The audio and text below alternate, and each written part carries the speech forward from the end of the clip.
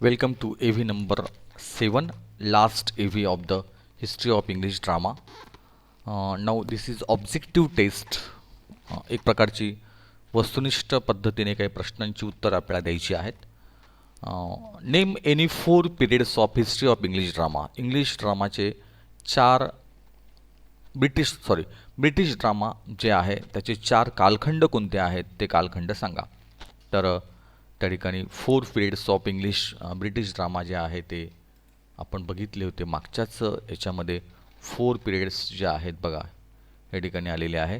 तर मिडिव्हल पिरियड आहे, रेनायसन्स पिरियड आहे, रेस्टोरेशन पिरियड आहे आणि व्हिक्टोरियन पिरियड आहे. हे आपले ब्रिटिश ड्रामाचे किमान चार जे आहे. मिडिव्हल मध्ययुगीन, नवनिर्मिती, त्यानंतर रेस्टोरेशन पिरियड, त्यानंतर व्हिक्टोरियन पिरियड, मॉडर्न पिरियड आणि पोस्ट मॉडर्न एरा असे हे एकूण 6 भाग आहेत. त्यापैकी 4 आपल्याला विचारले होते ब्रिटिश ड्रामा जे आहे ते त्या पद्धतीने. त्यानंतर आपण जाऊया नेक्स्ट टॉपिककडे. List the 4 elements of drama.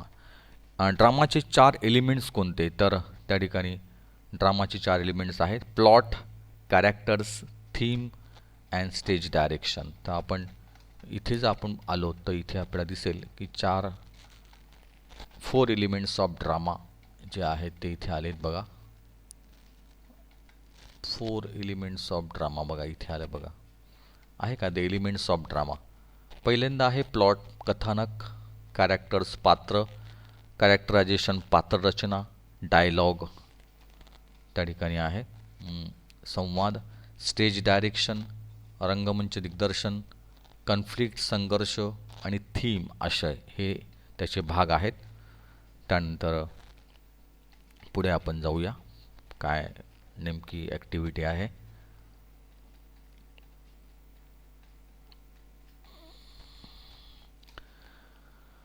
State a type of drama each from any 4 periods of history. State a type of drama each from any 4 periods of history. तर ह्या प्रत्येक 4 कालखंडातले कोणते 4 नाटकं त्या ठिकाणी आहेत ते 4 कालखंडातले 4 नाटकं इथे आलेले आहेत ह्या टेबलमध्ये. तर पहिल्या ह्याच्यामध्ये जर आपण बघितलं तर मिडिव्हल पिरियडमध्ये त्या ठिकाणी हा जो पहिला कालखंड मिडिव्हल पिरियडमध्ये रॉबिनहूड बाय हॉवर्ड पेले आणि एव्हरी मॅन हे त्या ठिकाणी नाटक आहे. त्यानंतर मोरॅलिटी प्ले आहे. त्यानंतर रेनायसन्स पिरियडमध्ये त्या ठिकाणी कॉमेडी नाटक आलेलं आहे जे आहे ते आहे a midsummer Romeo and Juliet tragedy आहे अँड मिडसमर नाईट ड्रीम्स आहे ते आहे कॉमेडी नाटक. हे जे आहेत नाटकांची नावं आहेत त्या कालखंडातली. त्यानंतर ट्रॅजेडी आहे. रेस्टोरेशन पिरियडमध्ये त्या ठिकाणी जो सुधारणावादी कालखंड जो होता त्यामध्ये आहे ऑल फॉर लव जे आहे ते इथे आलेलं आहे. All for love tragedy bye John Dryden. आणि नंतर आहे 19th century morality Victorian period जे आहे त्या ठिकाणी आहे the importance of an enemy of the people आणि a doll's house, the importance of being earnest by Oscar Wilde. हे या ठिकाणी जे नाटकं होते ते नाटकं आपल्याला सांगायची होती. पुढे आपण जाऊया नेक्स्ट ऑब्जेक्टिव्ह टेस्ट काय आहे ती. Compare the features of comedy and tragedy. Comedy आणि ट्रॅजेडी ह्या दोघांमधले वैशिष्ट्यपूर्णता सांगा. कॉमेडी म्हणजे काय तर सुखांतिका आणि ट्रॅजेडी म्हणजे काय तर शोकांतिका. तर कॉमेडी ही कशी असते? Comedy is a humorous story with happy ending. कुठल्याही कॉमेडीमध्ये हॅपी एंडिंग असतो. अतिशय विनोदी पद्धतीने हाताळणी असते विषयाची आणि हॅपी एंडिंग असतो. A tragedy is a serious story with a sad ending. ट्रॅजेडीमध्ये मात्र एखादं गंभीर कथानक असतं आणि त्या ठिकाणी जो एंड असतो तो सॅड असतो. In comedy characters in comedy are ordinary people from day to day life. Characters जे असतात ह्या कथानकामध्ये कॉमेडीमधल्या ते अतिशय सर्वसामान्य असे पब्लिक त्या ठिकाणी दैनंदिन जीवनातले पाहायला मिळतात. Characters in tragedy are royal personalities extraordinary and with divine qualities. तर ट्रॅजेडीमधले जे काही जे लोक असतात ते थोडेसे वेगळ्या अंगाने येणारे असामान्य आणि ज्यांच्यात दैवी गुण असतील असे डिव्हाइन क्वालिटी असणारे कॅरेक्टर्स असतात. Comedy reveals truth in humorous way. कॉमेडीच्या माध्यमातून त्या ठिकाणी एक सत्य जे आहे ते विनोदी अंगाने पुढे येतं. तर tragedy reveals truth in realistic way. पण ट्रॅजेडीमध्ये त्या ठिकाणी एका वास्तववादी मार्गाने त्या ठिकाणी सत्य पुढे येत असतं.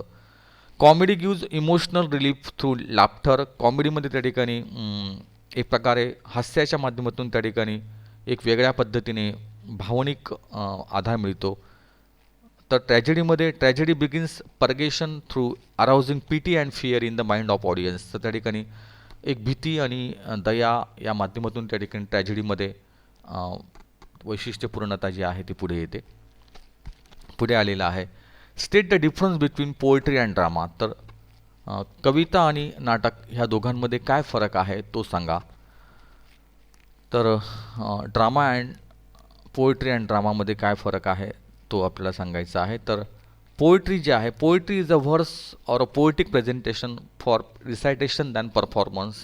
पोएट्री ही एक प्रकारच्या काव्यपंक्तींचा संग्रह असतो, काव्यपंक्तींचं सादरीकरण असतं. तर drama is a composition normally in prose. तर ड्रामा जे असतं ते प्रकारची रचना असते की जी प्रामुख्याने प्रोजमध्ये असते, गद्यामध्ये असते. Telling a story and intended to be represented by actors. आणि कलाकारांच्या माध्यमातून ते ते कथानक जे आहे डायलॉगच्या माध्यमातून आपल्या पुढे येतं. कवितामध्ये काव्य असतं, नाटकामध्ये स्टोरी असते. Drama is a presentation in acts and scenes and dialogue. त्या नाटकामध्ये त्या ठिकाणी एक सादरीकरण असतं, एखादा अंक असतो, एखादा सीन असतो, संवाद असतो. पोएट्रीमध्ये त्या ठिकाणी poetry is presented in the form of a stanza and recited in rhyme and rhythm. कवितेमध्ये त्या ठिकाणी कडवे असतात आणि तालासुरात त्या ठिकाणी ती कविता आपण सादर करू शकतो. हा कविता आणि ड्रामामध्ये फरक आहे. Drama is a factual and realistic in its theme and message. Drama हा वास्तववादी असतो, वास्तववादी असतो आणि एखादी वस्तुस्थिती आपल्याला त्या ठिकाणी सांगत असतो. पोएट्री जी असते ते प्रामुख्याने इमॅजिनेटिव्ह कल्पनात्मक असते and visualises the experiences of or scenario. आणि आपण एक असं डोळ्यासमोर ते चित्र आणत असतो आपण. Drama consist of a beginning middle and end. ड्रामामध्ये त्या ठिकाणी एक सुरुवात, मध्य आणि अंत असतो. It's complete in its self. Example Pygmalion by George Bernard Shaw. तर पोएट्रीमध्ये त्या ठिकाणी poetry doesn't bother to be compact. पोएट्रीमध्ये त्या ठिकाणी असा मध्य अंत असेल असं नाही आहे. ती कशाही पद्धतीने मुक्तछंदातली कविता असू शकते.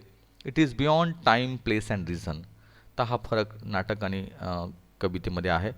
त्यानंतर आहे state the difference between drama and novel. आता नाटक आणि कादंबरी या दोघांमधला काय फरक आहे.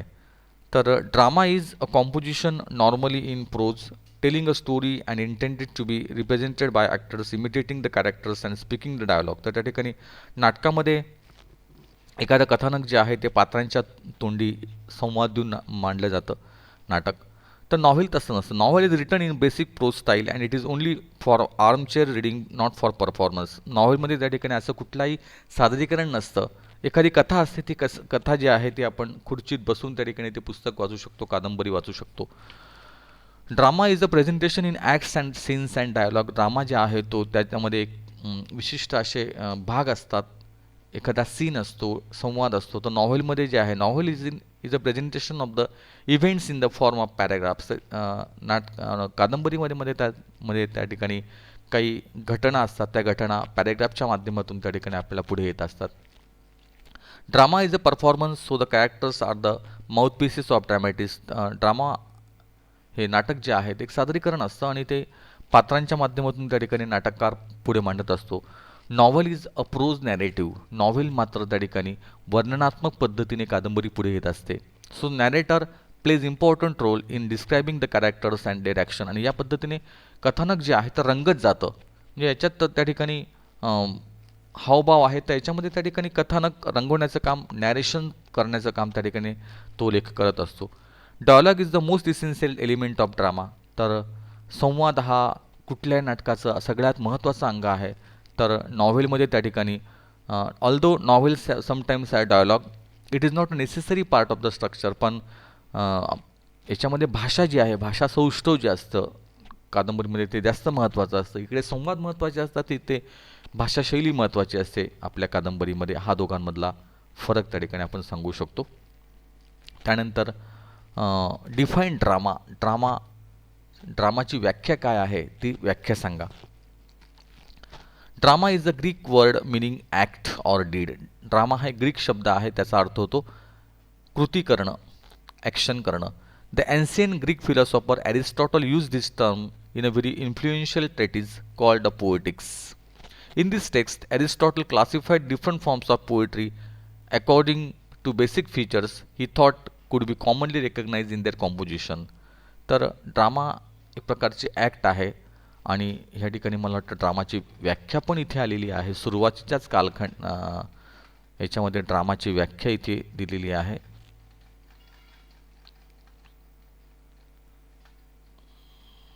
हे बघा,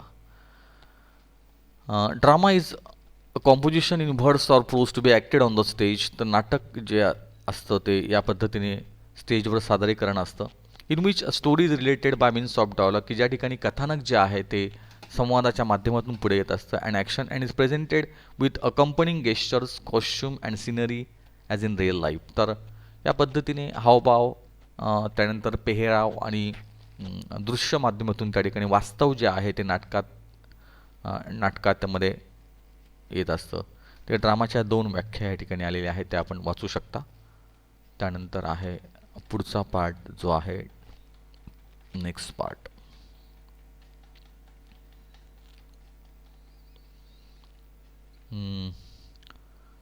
डिफाईन ड्रामा, ड्रामाची व्याख्या ज्या आहे त्या बघितल्या आपण.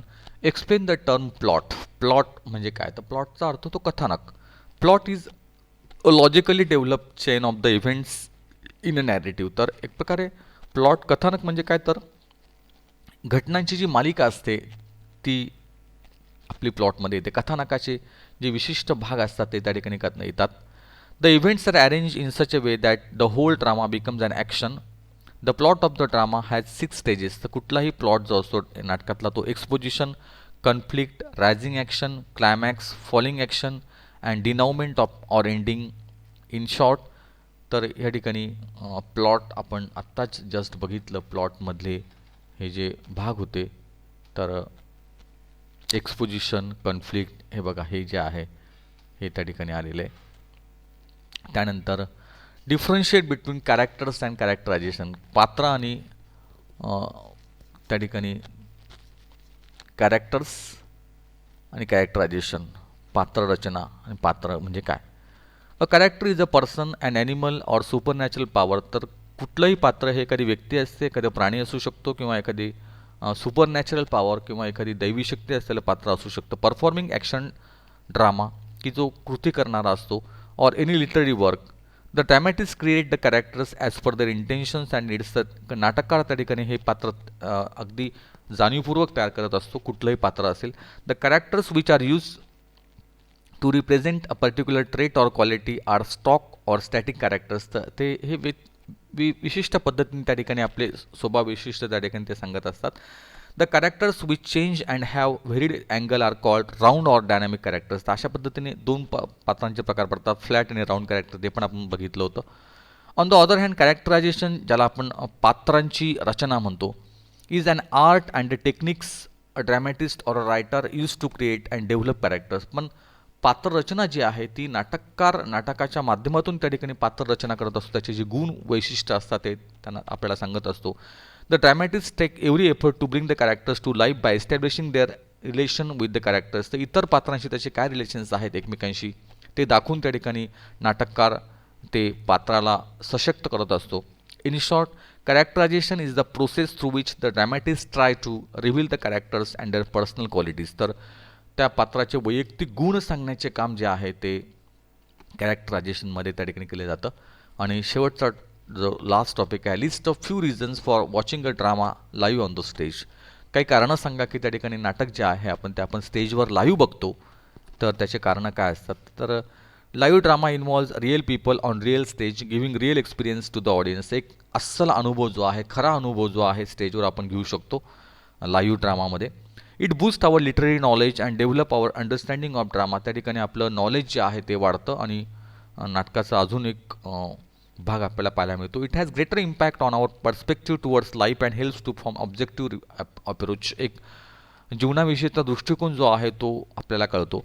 It helps to present our views and respect other views. तर आपले दृष्टिकोन जे आहे ते पण आपल्याला कळतात आणि या पद्धतीने लाईव्ह ड्रामा जो आहे तो केव्हाही चांगल्या पद्धतीने आपण आनंद त्याचा घेऊ शकतो. ठीक आहे, आपण इथे थांबूया.